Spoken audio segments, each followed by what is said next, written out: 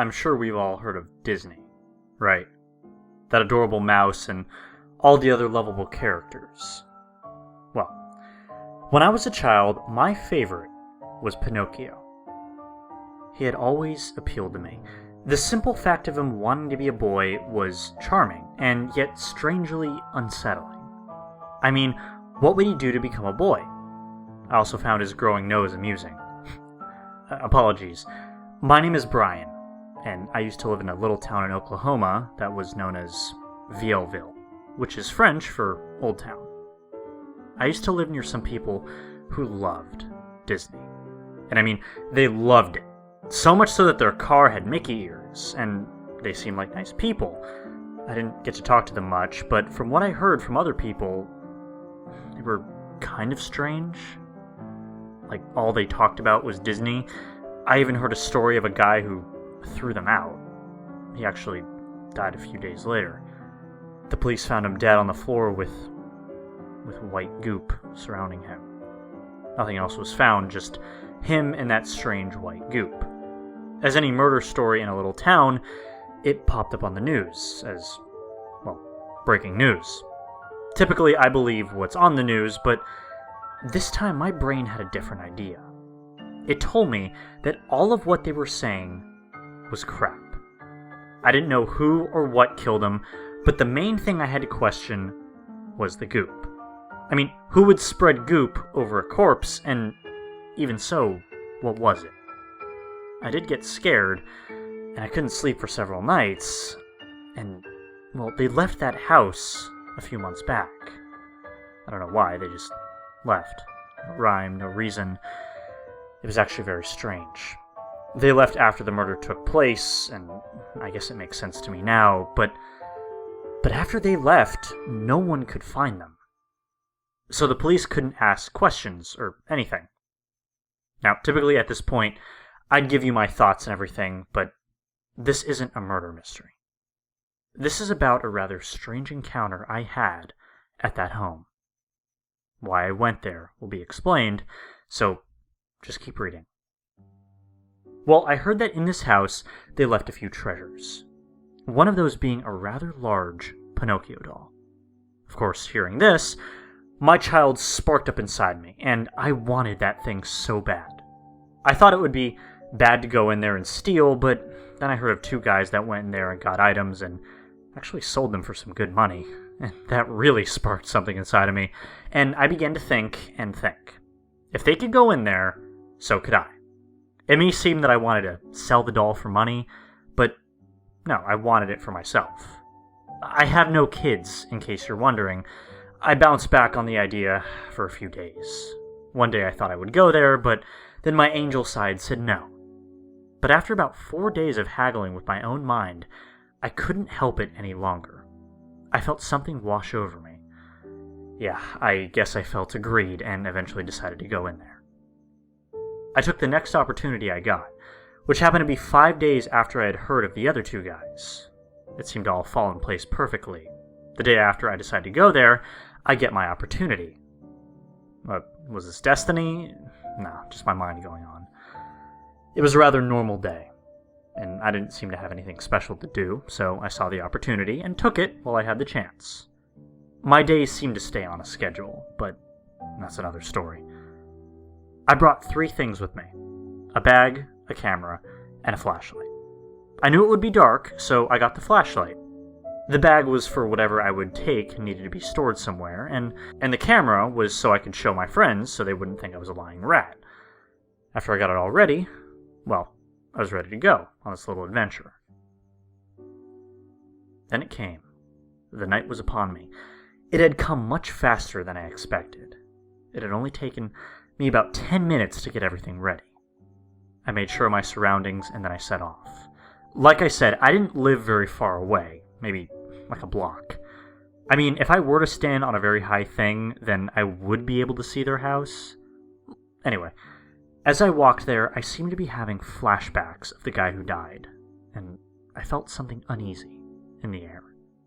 And that uneasiness only seemed to rise as I grew closer to that old, rotting place.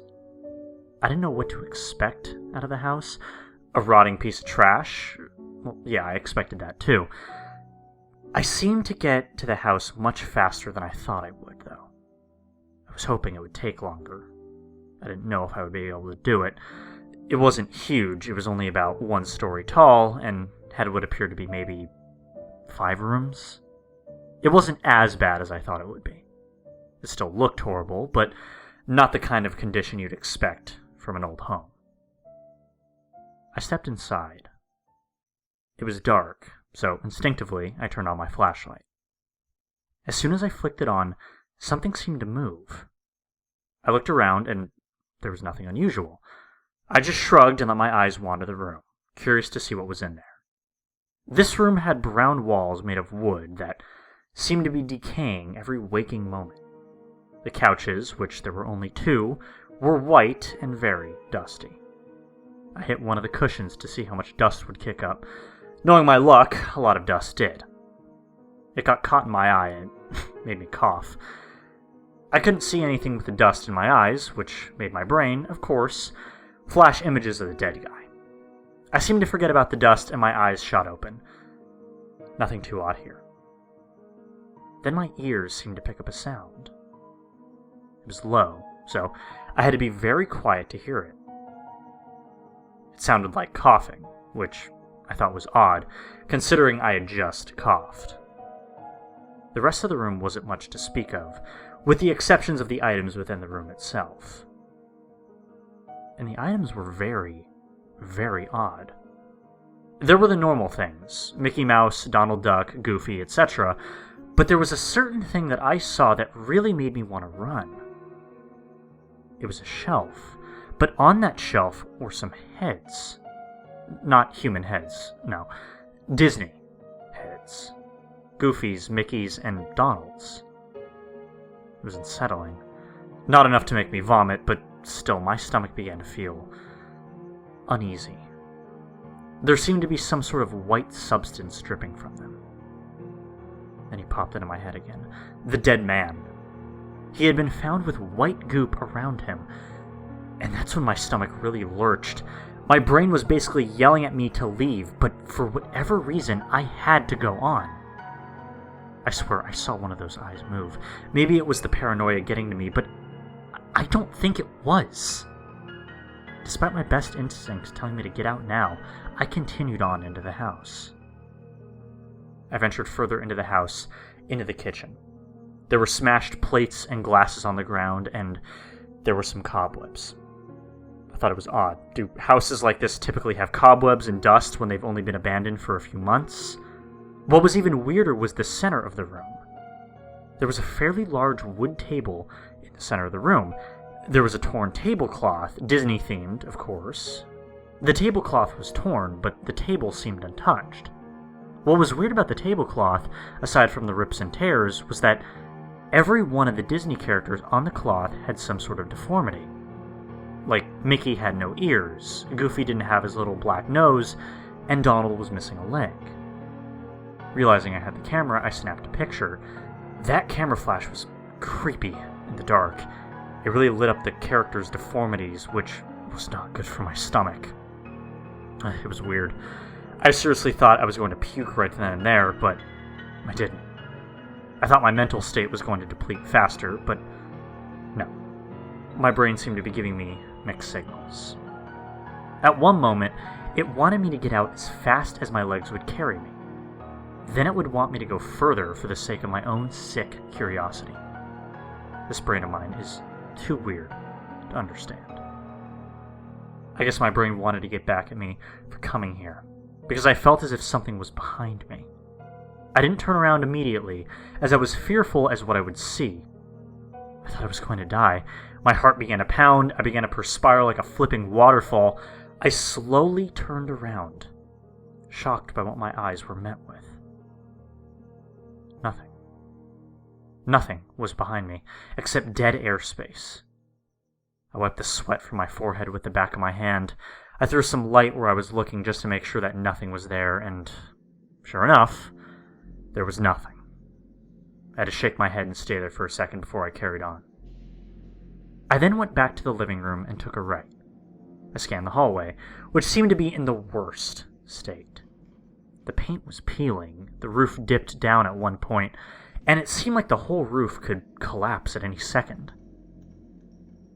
Then my eye seemed to twitch towards something. I saw a bedroom. I shone my flashlight into it, and it seemed untouched. Bed was intact, walls were still gorgeously painted with a light blue. It looked as if it belonged to a young boy. It was that moment that my brain remembered why we were here. To get the doll. Knowing that my treasure could be in there, I shone my light around. No immediate threats, so I decided to just go into it. And in there was the one item I wanted. That Pinocchio doll. I quickly walked over it and put the light on it. The first thing that caught my eye, well, were his eyes. They seemed to be more realistic than most dolls were. It was odd, for lack of a better word. It had white goop dripping from its nose and eyes, much like the heads I had just seen. My brain then connected something. The man who died and the scoop. Were they related somehow? First the man, then the heads, and now this. It wasn't blood, that's for sure. What was this foreign substance? I decided to be stupid, though, and put some on my finger. I lifted it to my nose and smelled it. It was awful. My nose wrinkled up and my eyes watered. It smelled like sewage. What in the world would have gotten into this doll to make it smell like that? I didn't want to be here any longer. I'd had enough of this. I just wanted to get the doll and go home. I decided that I could clean it at home, so I gathered it up and put it in the bag. It was a little heavier than I imagined, but nothing I couldn't handle. I'd gotten what I had came for, the doll. My spirit seemed to lighten a little bit. I walked out of the bedroom, thought that all this crazy paranormal stuff would stop. Until, that is, I saw one of the heads twitch. What? That was my first thought. Why was this head twitching? I had to stop and just stare, and the head seemed to be fine with that. It kept on twitching, getting more and more violent, more of that white goop coming out of it. It went all over the room, some of it hit me in the face, and of course I repulsed back. What the hell is happening? I had finally snapped. I couldn't take this anymore. Then my bag rustled.